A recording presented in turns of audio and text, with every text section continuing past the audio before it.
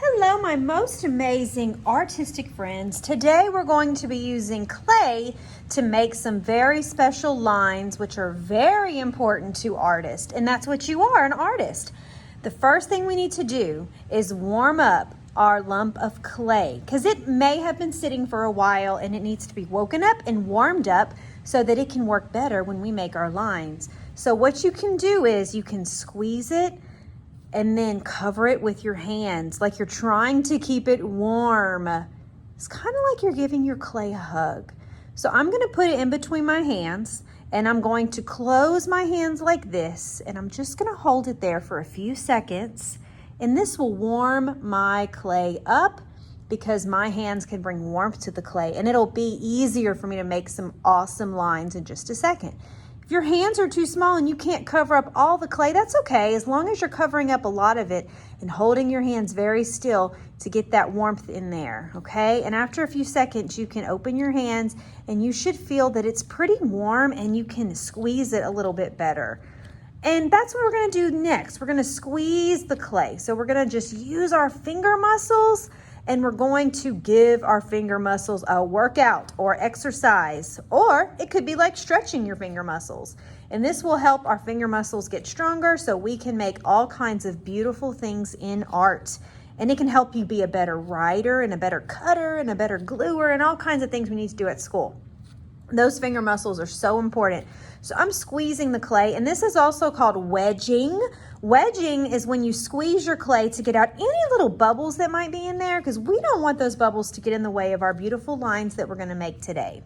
All right, so you also have this paper with the protective plastic sheet on top, because we're going to make some lines right on top of our paper, and this plastic sheet will help protect it so we won't get our paper sticky with clay. So I'm gonna just tear a little piece off. So you're gonna use this piece of clay and you're gonna keep ripping little pieces like this to make your line. So I'm gonna make a little piece, I'm gonna take a little piece first. It's about the size of a quarter, and I'm gonna make a horizontal line. A horizontal line is straight and flat. What I need to do first when I'm making all my lines is I'm going to roll my piece of clay into a ball.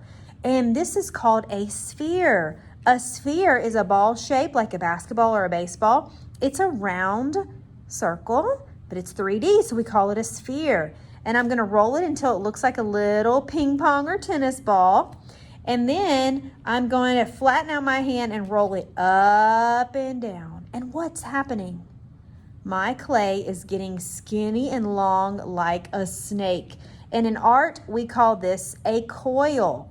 Okay, and whenever you roll it up and down and back and forth, it gets longer and skinnier. So please remember that. If you need your clay to be longer, later on you can just keep rolling it and it'll get really, really long.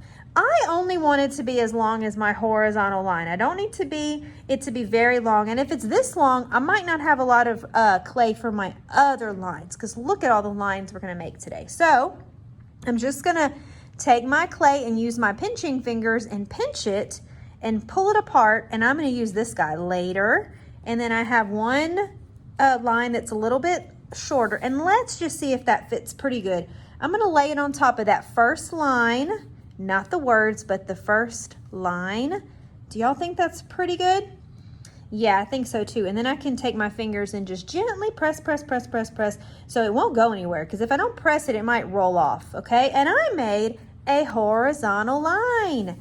Now I'm gonna make a vertical line, or a line that stands up tall. And I'm gonna use this guy again. He's probably too long, so I'm gonna pinch and pull away. And then I'm gonna roll it, because my pinching fingers made it a little squishy. So remember, rolling it up and down or side to side, you can make a line or a coil.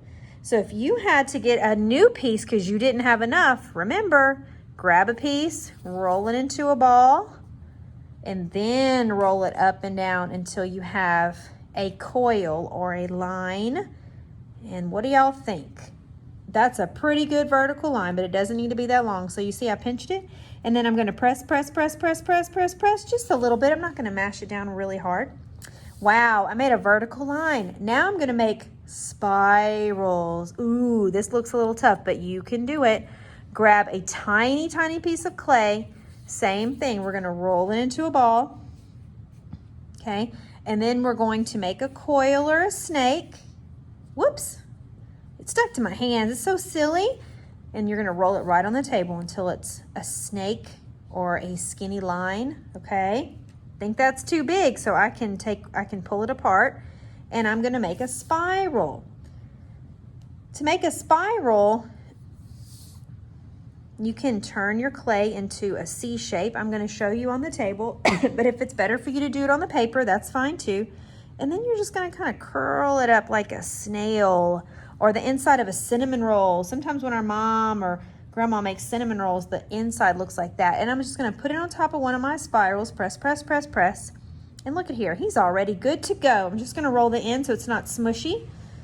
And then I'm gonna make a C, or kind of like I'm gonna make a circle, but then I'm gonna tuck one side in, and look, it gets stuck together. That's okay, I can always pull it apart. And then I'm gonna lay it on top of one of my spirals. It's a little too short, but that's okay. And I'm gonna press, press, press gently.